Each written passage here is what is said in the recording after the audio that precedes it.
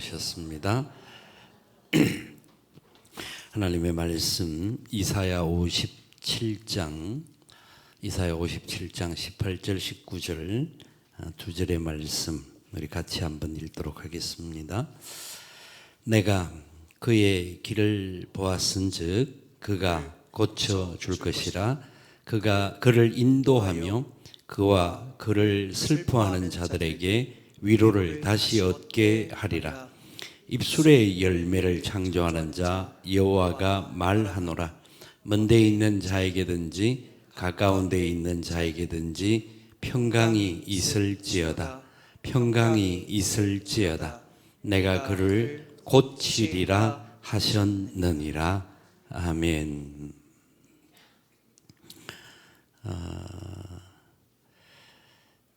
우리가 사는 시간 속에 일상이 주는 감사와 기쁨을 우리가 놓치고 살 때가 참 많습니다. 매일 호흡할 수 있다라는 것, 또 매일 눈을 뜨고 앞을 볼 수 있다라는 것, 그리고 말을 자유롭게 할 수 있다라는 것, 이 모든 것들이 다 하나님께서 우리에게 주신 일상의 축복들입니다. 근데 그것을 우리는 축복이라 생각하지 않고 당연하다고 생각합니다.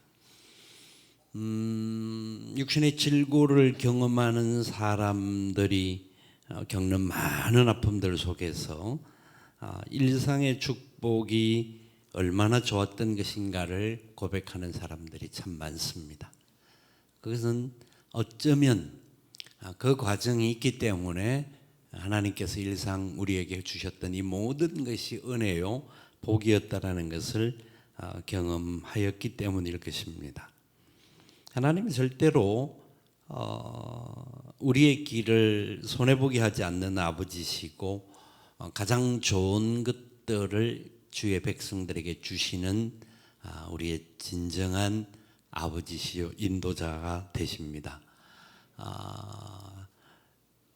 그럼에도 불구하고 우리 일상 속에 나타나는 현상들이 일반적으로 사람들이 말하는 건강과 풍요와 좋은 것들이 있는 것이 있고, 또 일반적인 이론적에서 말할 때 궁핍과 아픔과 고통이 공존합니다. 이것이 복이고 이것이 저주다, 이것이 저주고 이것이 복이다, 이렇게 말할 수 있지 않습니다. 왜냐하면 성경은 모든 부분에 있어서 하나님의 섭리를 이야기를 할 뿐만 아니라 그 과정 속에 세상에 가장 좋은 것들을 복인 줄 모르고 사는 사람들이 얼마나 어리석은 것인 것들도 가르쳐 주시고, 고통과 아픔과 여러 가지 풍파 속에서도 하나님을 바라보면서 진정한 은혜와 하나님의 사랑을 누리는 축복의 통로들이 어떤 사람들인지도 성경은 분명히 말씀합니다. 성경은 모든 순간에 어떤 부분에 승리하고 세상적으로 말하는 성공이 있고 절대 말하지 않습니다.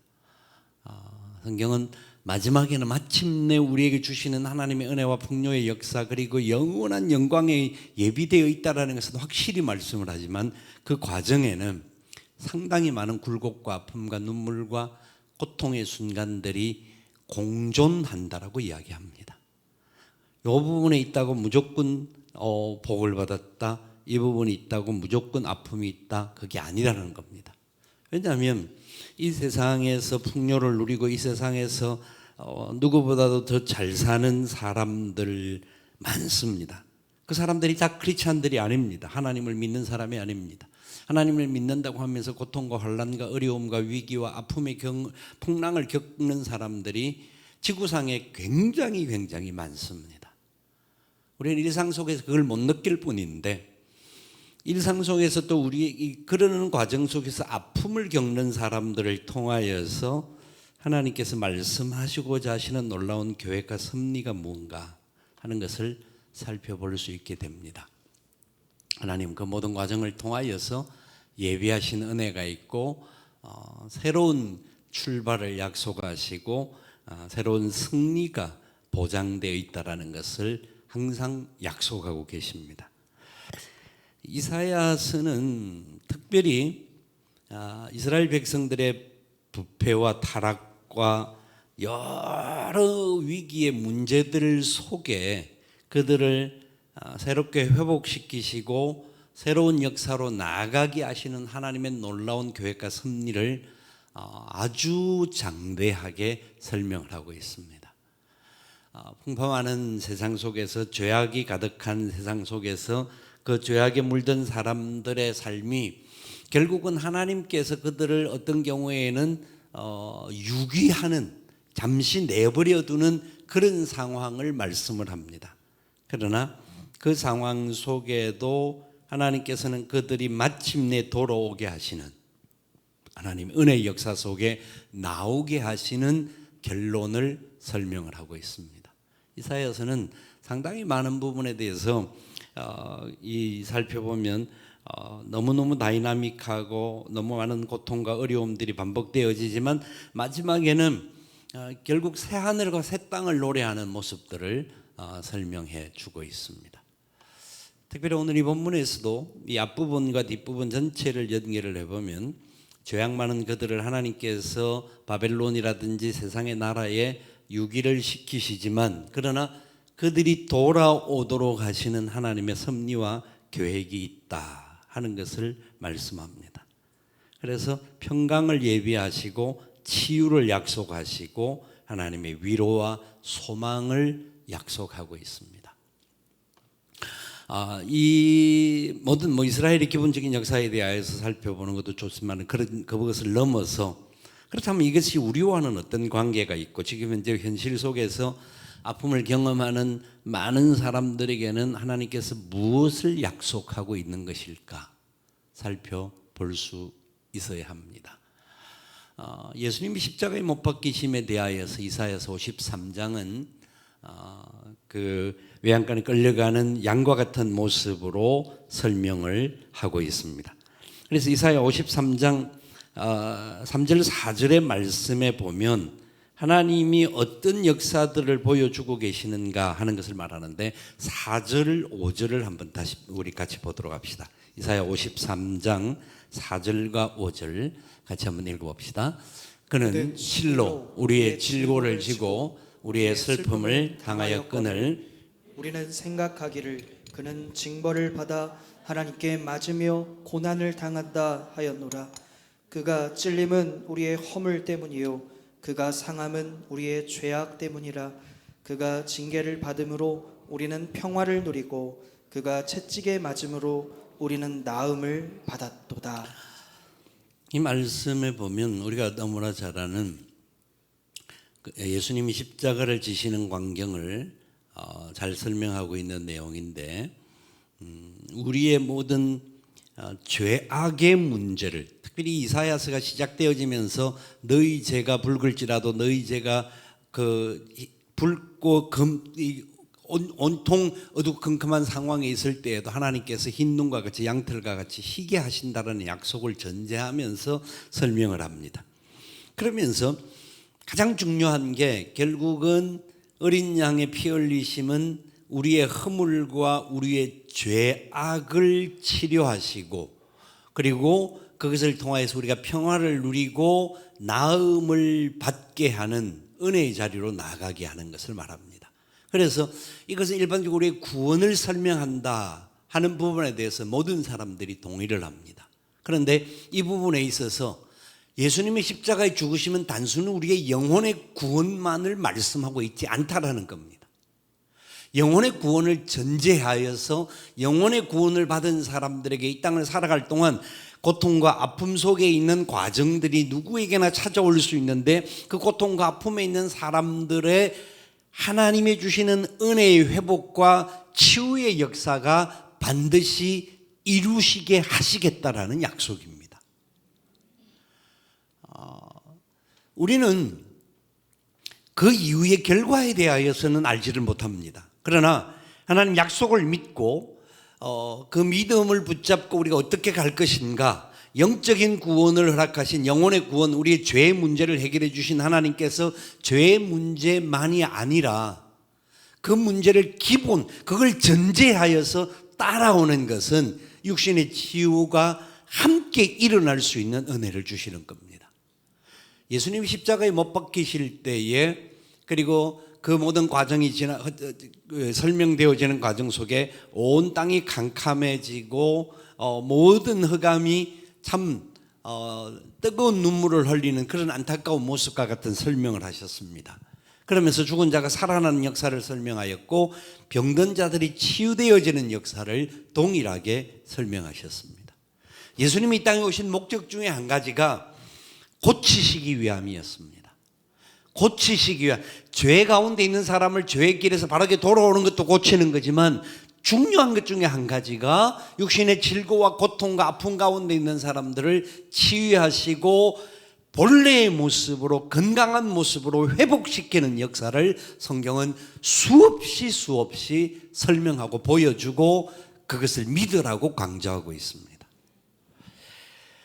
잘 아는 예 중에 하나가 마태복음 8장에 나오는데, 이 구절을 가지고 잘 설명하는 내용이 마태복음 8장 14절부터 17절까지 말씀을 잠시 살펴보기를 원합니다. 마태복음 8장 14절로 17절까지 말씀인데요, 우리 같이 한번 읽어봅시다. 예수께서 베드로의 집에 들어가사 그의 장모가 열병으로 앓아 누운 것을 보시고 그의 손을 만지시니 열병이 떠나가고 여인이 일어나서 예수께 수종들더라.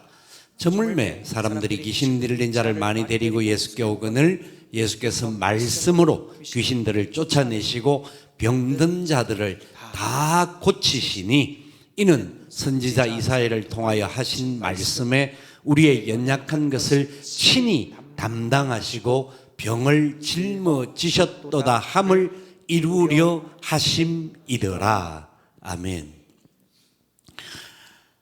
마태복음 8장 17절에서 말씀하는 마태의 관점에서 설명하는 이 내용이 이사야 53장 4절 5절의 말씀입니다.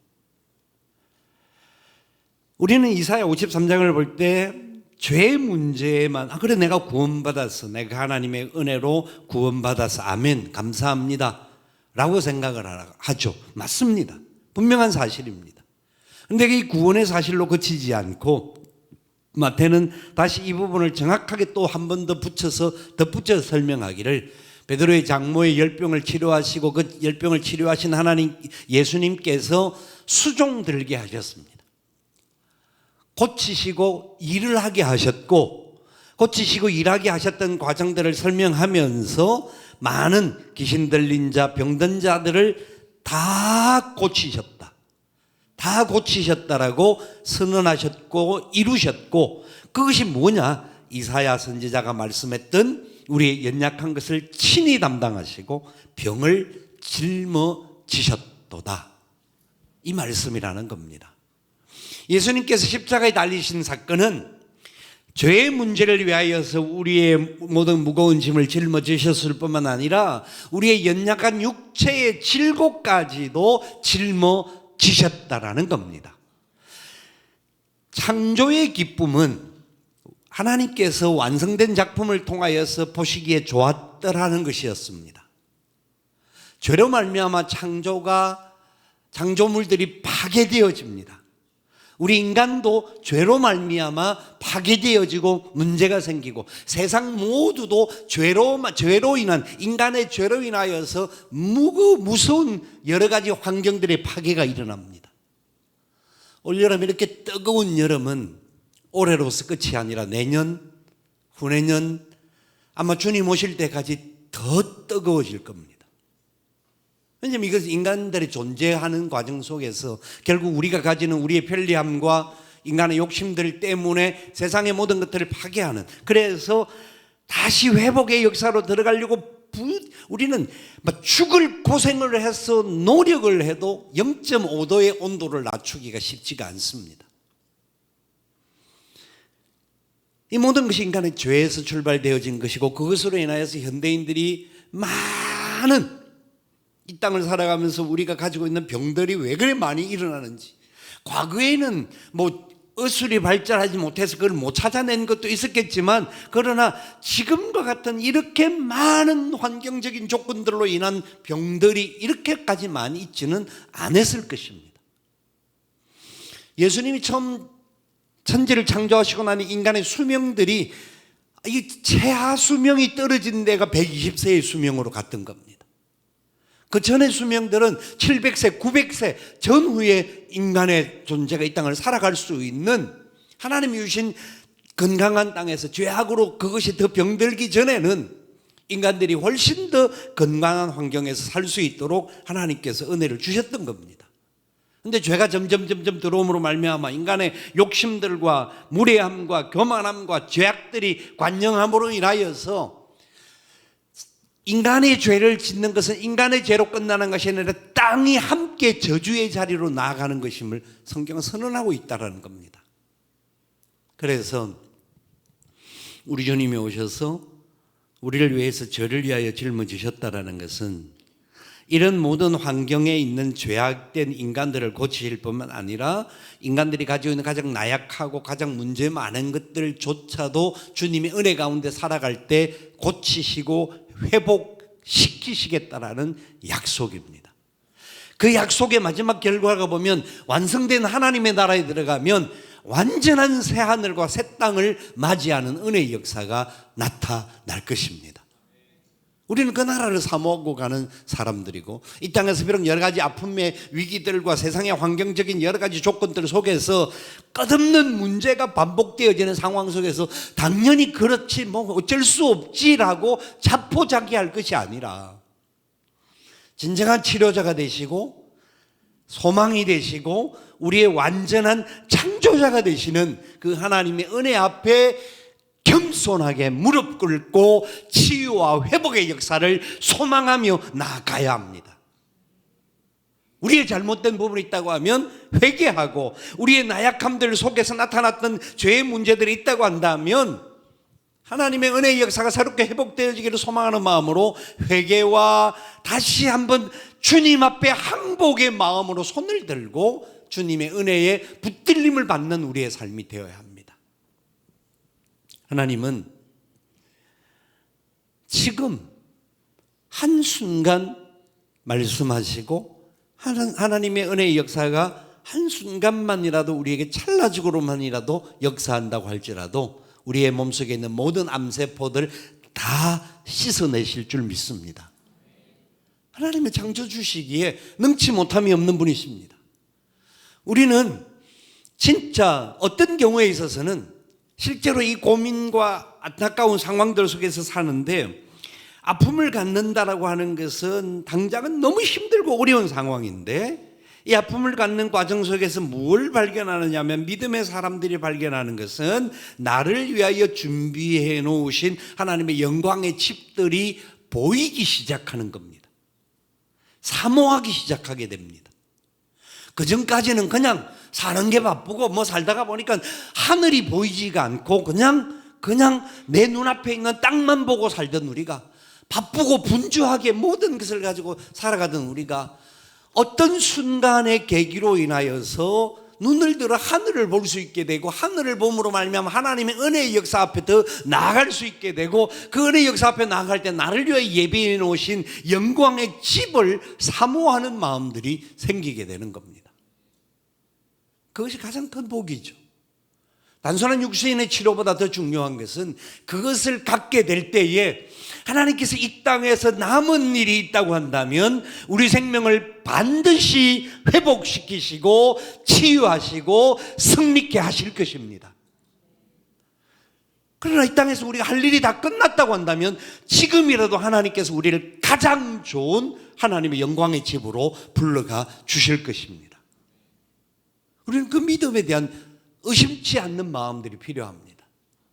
그런 믿음을 가지고 하나님 앞에 나아갈 때에 진짜 주님께서 이 땅에 오신 목적과 상황들을 다시 한번 설명을 깨달으면서 진짜 하나님께서는 모든 사람들에게 이 은혜의 역사를 허락하시기를 원하신다는 거예요. 오늘 읽었던 본문 19절에도 하나님께서 말씀하십니다. 먼 데에 있는 자이든지 가까운 데에 있는 자이든지, 어디에 있든지 상관하지 않고 하나님을 바라보는 자들에게 평강의 은혜를 더하여 주신다. 바로 그인데 오늘 이 밤 기도하는 중에 여러분들의 아픈 부분들이 하나님의 만져주신가 예수님의 만져주심으로 치유와 회복의 역사가 일어나기를 소망합니다. 우리가 어떤 상황에도 하나님께서 허락하시면 치유될 줄 믿고 간구해야 합니다. 당연한 사실입니다. 그러나 그리하지 아니하실지라도 우리는 하나님의 은혜를 찬송할 것입니다. 찬송하는 자들을 들어서 하나님 약한 그 상황에서라도 하나님 더 과거보다 비록 내 육신은 약해졌고 내 모든 것들은 쇠하여졌을지 모르지만 하나님은 약하고 쇠한 자들을 통하여서 하나님 더 큰 영광을 받으시도록 우리를 향한 역사가 일어나게 하실 것입니다. 그건 분명한 사실입니다. 우리는 오늘 이 밤 같이 기도하고 같이 아픔을 가진 우리 형제 자매들의 아픔이 나의 아픔으로 생각하면서 하나님 앞에 간절한 기도를 드려야 합니다. 지금까지도 기도했습니다. 그런데 한번 좀 더 우리가 구체적으로 합심하여서 그분들의 아픔들과 상처가 나의 것으로 인식하면서 같이 하는 같은 기도의 시간을 가질 때 하나님께서 이곳에서 하나님의 나라의 회복의 역사를 일으켜 주실 것입니다. 치유의 역사를 허락하여 주실 것입니다. 그 은혜의 역사 앞에 감사하면서 온전히 나아갈 수 있는 저와 여러분 될 수 있기를 주님의 이름으로 축원을 드립니다. 아멘. 우리 함께 찬양하며 기도하기를 원합니다. 하나님의 사랑을 사모하는 자, 하나님의 평안을 바라보는 자 찬양하겠습니다.